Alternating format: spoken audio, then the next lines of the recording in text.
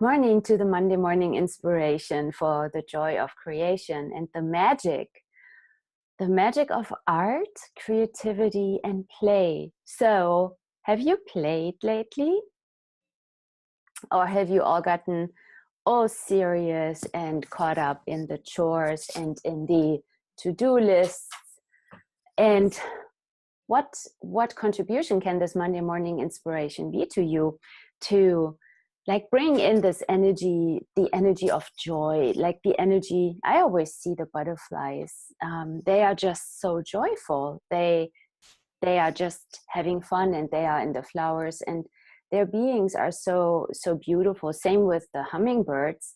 Like here by us, it got really cold. Like out of the blue, all of a sudden the season really changed. And this morning I was in the kitchen and making my tea, my famous tea, and I saw a hummingbird come to the kitchen window, like saying hello there. And the hummingbirds have left already. They all went south.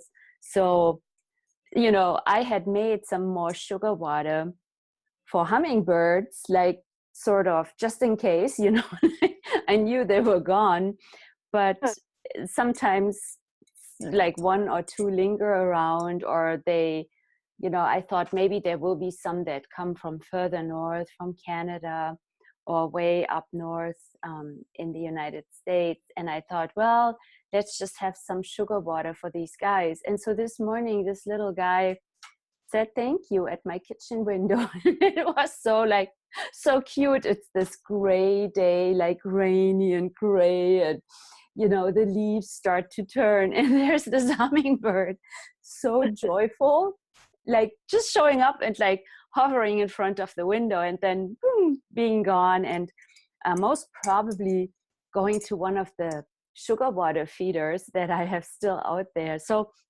what if we always had that energy of playfulness?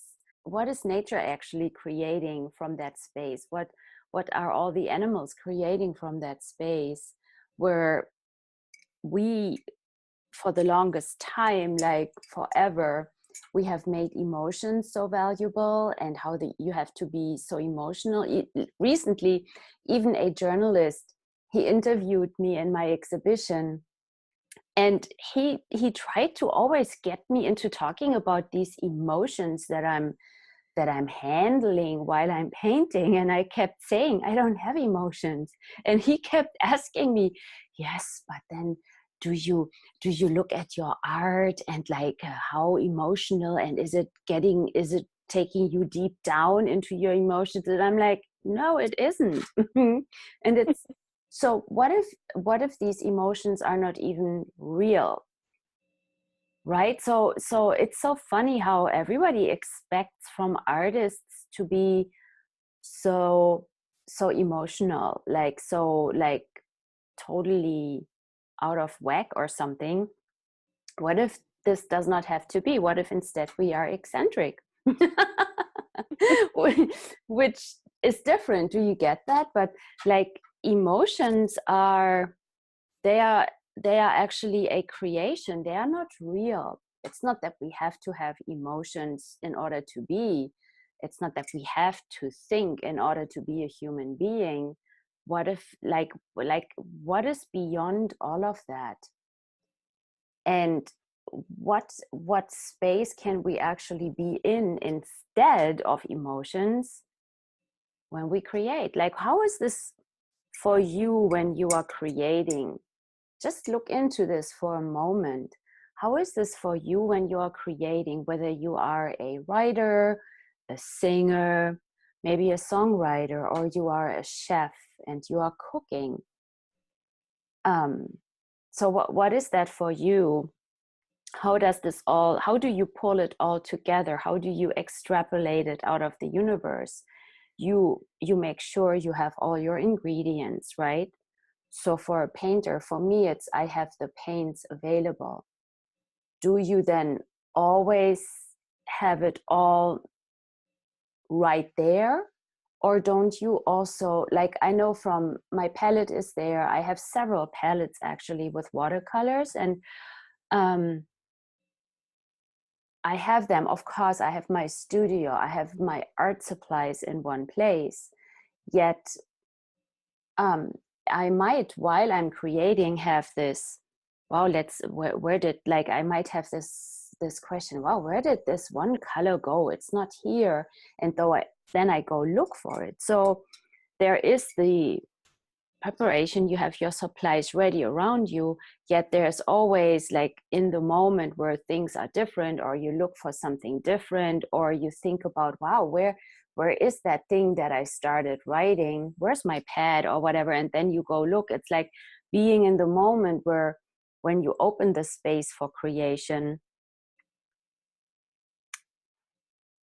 you will move around and not be in this more linear, it's all here, it's all set up, and now I create. It's more, isn't it more like a dance, I wonder? So how is this for you when you are creating, when you are opening the space? Is there a lot of emotion? Is there a lot of thinking going on?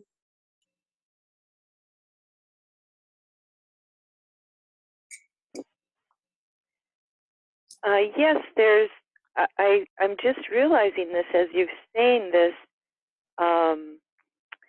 You said emotions are creations, and so when I write, often I'm pulling myself out of the emotions. I'm almost in like a rabbit hole or whatever, and pulling myself out of the emotions so I can be in a better space. I had never realized that until you said this. I thought, well, I'm writing because I have the emotions, but I actually feel lifted out of the emotions by writing about it, and then I finally write enough to a point where, okay, now I've accessed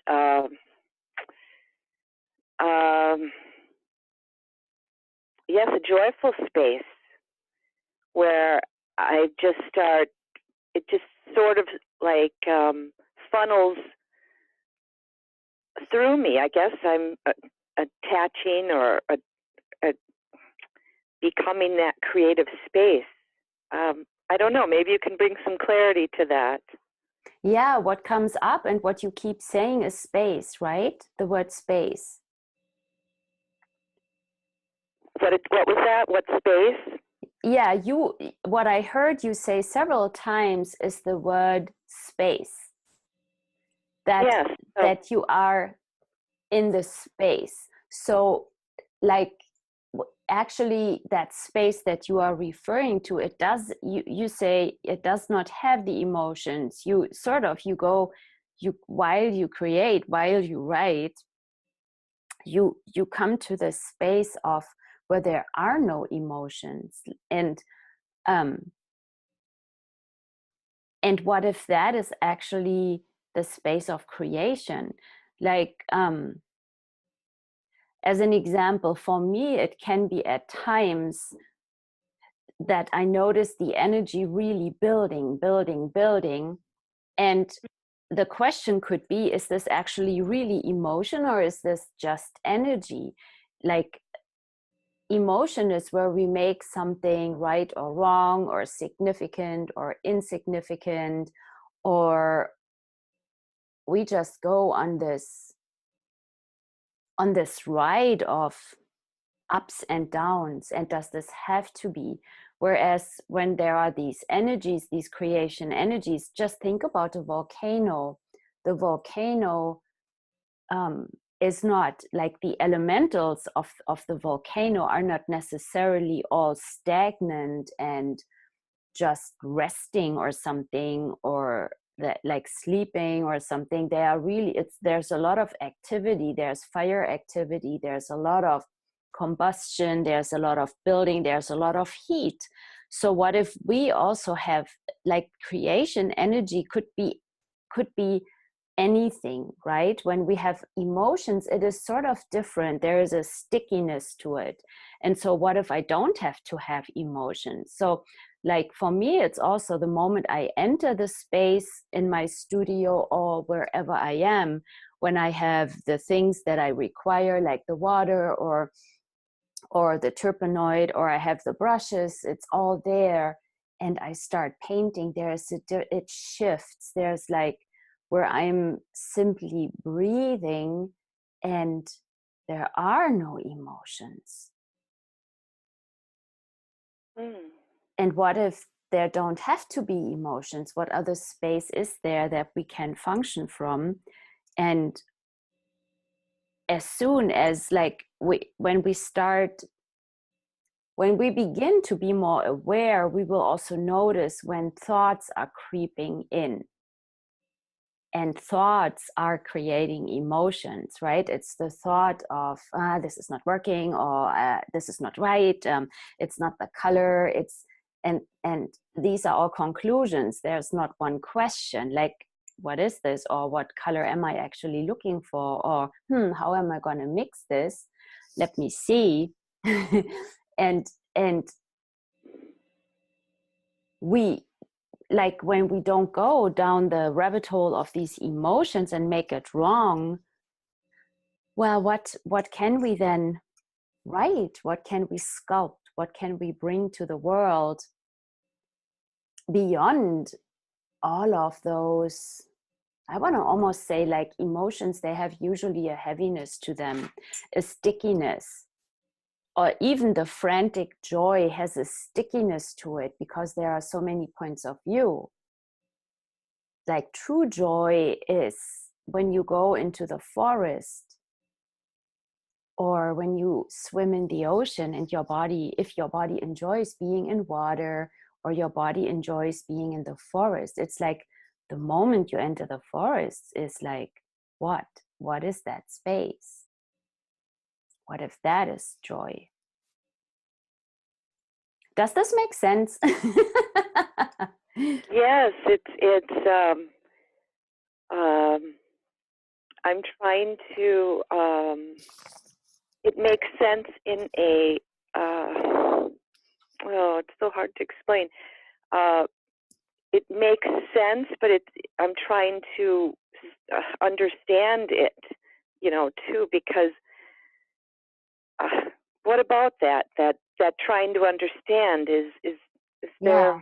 So what do you know already about that space that is beyond standing under anything? What do you know about the space beyond emotions and beyond thoughts? See, in this reality, isn't there the point of view that an artist draws upon their emotions? Yes, people will tell me, you're so emotional, that's you can write.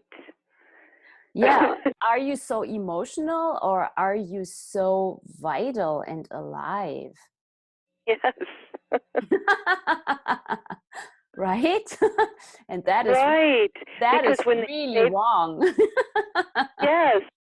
And when they say that emotional thing, they're sort of implying like there's something a little wrong with you. Yes. Yeah, and when they say that to you, does this make you feel light or heavy? Yes, definitely heavy. Yeah, Like, so what if that is not true then? right. They almost say it like in a way like, oh, poor you, you're emotional. You might as well write about it. Yeah, what if you are just not a flatliner?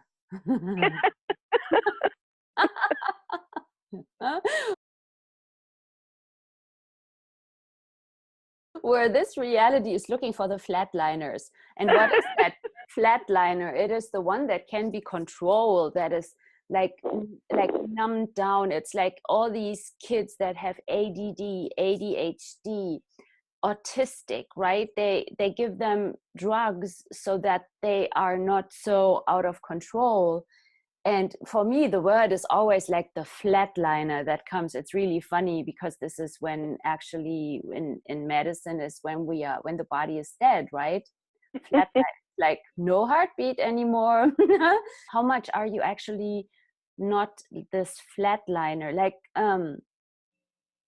really, when, wow, this might even stretch it beyond this call. But let's look at the heartbeat. Is the heartbeat always the same? No.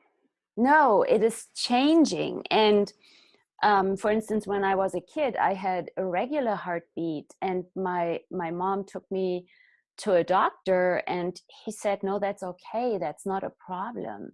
Like, but what a gift that doctor was when I was a kid. Maybe nowadays they would make things more wrong, but what if the body is not wrong? What if the body is not this regular flatlined thing that is always the same, always functions? But what if it has its like bumps, or like maybe that is even the rhythm? What have we ever looked really at the rhythm? And we can bring this all back to creation. What if there is not just one beat that is drumming while we are creating, but what if there is like the irregularities that make more of a jazzy rhythm? You know, when I use a lot of metaphors here, but what I'm trying to convey and also talk about and discuss with you is like, is anything ever the same beat and rhythm? What is Earth right now creating with all the inconsistencies, with all the chaos, right? More chaotic energies. It's not like anything that we think is ordered is actually not ordered. Order is a part of everything, but it's not all. When we try to order things, what is this creating? Like the rigidity, and I must paint every day at 9 a.m. in my studio. That would be very ordered. And is this working? Yes or no? Enthusiasm is an energy that a lot of people will reject. You have the enthusiasm of living and the enthusiasm of creation. It's an intense energy. And how much of that do you have? And have you ever acknowledged it as a greatness? And how much have other people tried to tame that? And have you made it wrong? Look at the butterflies. Do they have enthusiasm for living? Mm-hmm. Yeah, right? The hummingbirds. Do they have enthusiasm? And it's also an energy like, let's go for it, let's do this, right? I mean, especially hummingbirds and the butterfly too. It's like I saw butterflies chase away bumblebees, and like, no, that's not, let me now go to the flower, right? So like this energy of, hey, let's do this, let's go for it, let's enjoy this, yeah, I'm here, I'm present. Yeah, so everywhere that you have not acknowledged that you have it, will you please let that go? Yes. And acknowledge that amazing energy that can be very intense. So, and the thing is, when we try to tame it and to lower it, that intensity, what do we do with our bodies then, right? Like, let's say there's an electric current or something. If you try to like, or let's take the example of water. When we put in dams, right, and we try to slow down the water, will it ever slow down, or what is it causing at the dam?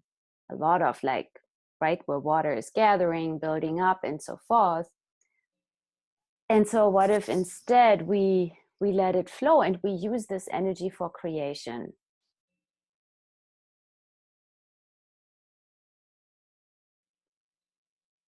And first of all, we don't make it wrong.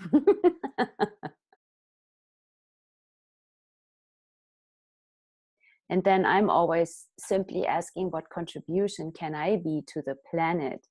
What contribution can I be to the earth? And just contributing my energy to the planet. What can we create from no emotions and no thoughts?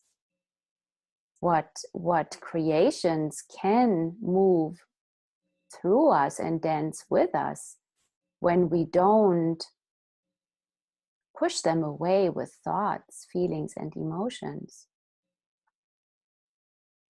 Yes, I think that's where I feel like I'm a conduit. When the writing starts to flow, it's almost as if something is just coming through my hand to my pen and just writing, and there is no thought going on. Yeah, and that whatever is moving through, that also knows that you have the capacities to bring it through and be in communion with it. Oh. Otherwise, it wouldn't come to you.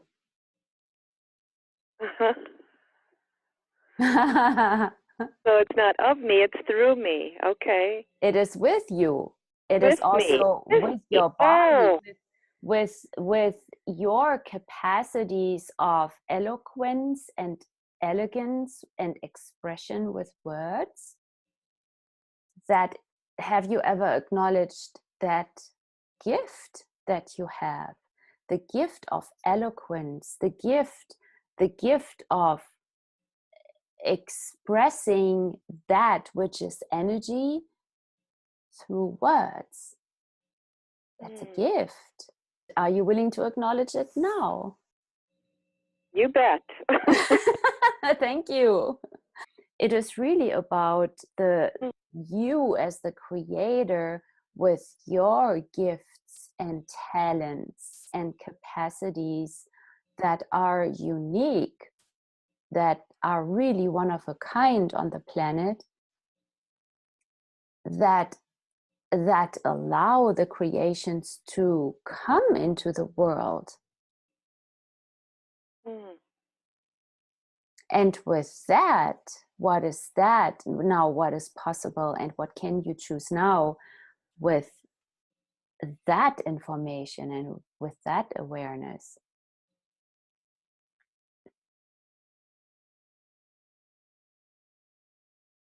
What if not everybody can write what you can write?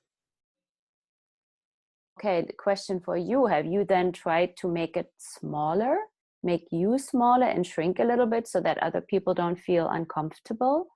Right. And I felt Have you tried to change your rhythm in order not to be too outrageous? Yes. Oh my goodness. And are you willing to change that? Oh, yes. Yeah, thank you. What if you are outrageous? And what if that is actually a nurturing energy for the planet? Be outrageous, be you, laugh where everybody else is flatlined. How aware are you of the moment when you lose them? Right?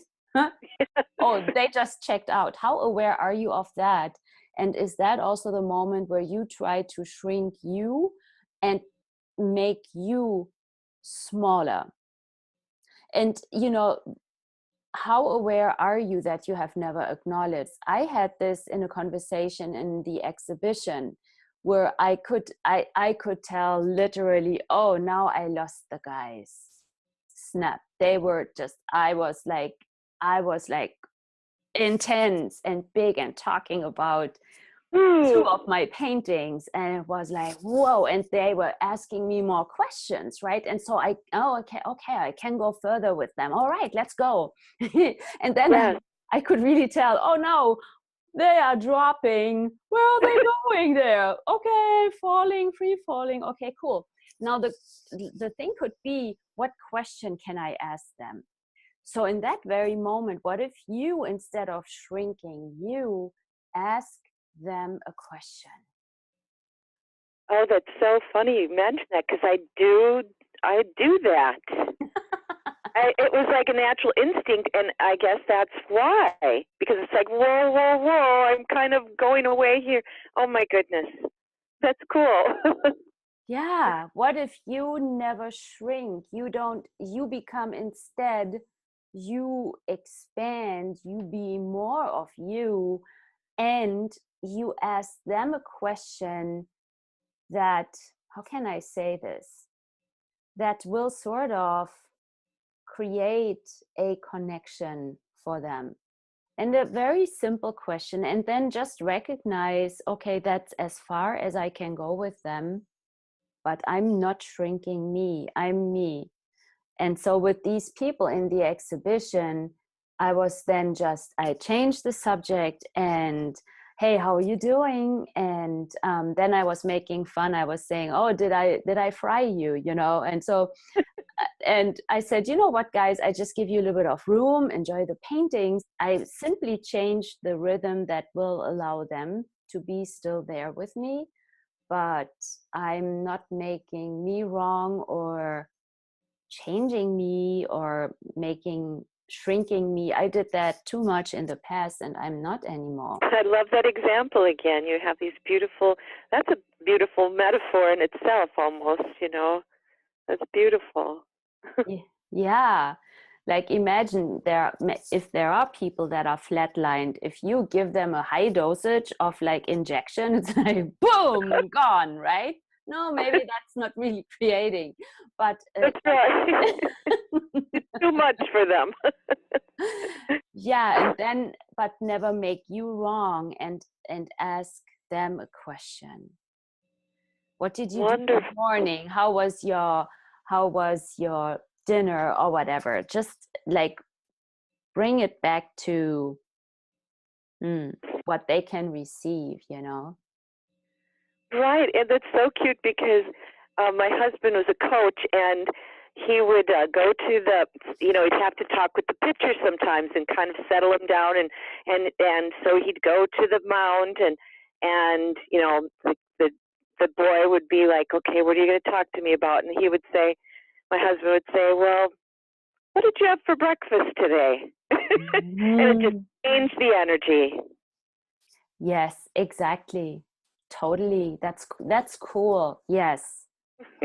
Great example. Yeah. He just knew instinctually, okay, we just have to dissipate this, heightened stress energy, and what'd you have for breakfast? Yeah, exactly. And never, ever diminish you. Because that will also hurt your body.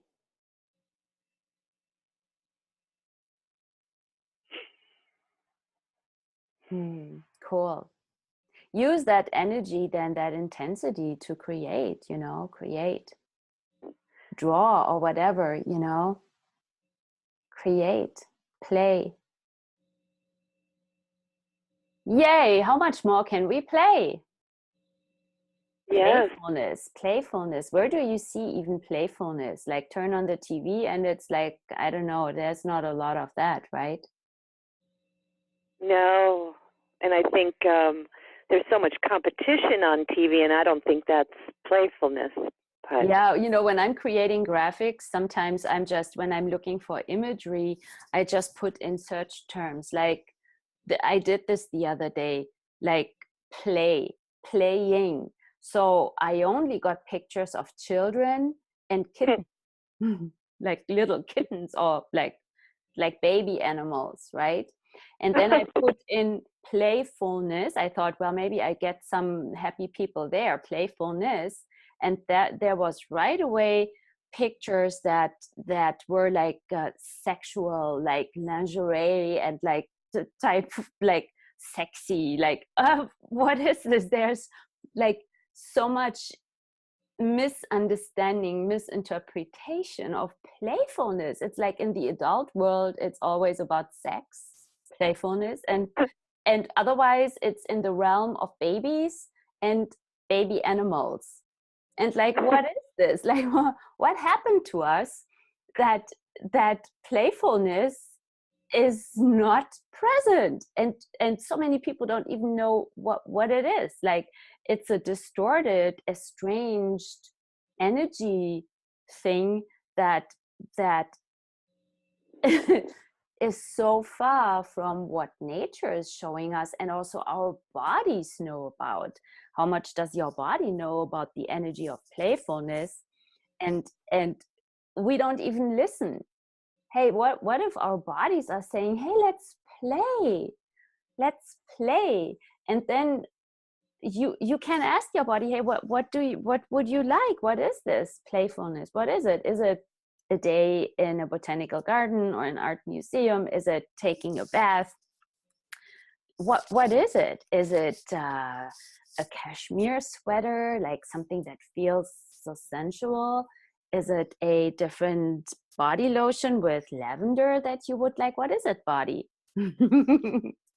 Mm-hmm. Playfulness, and how can we give it a space in our lives?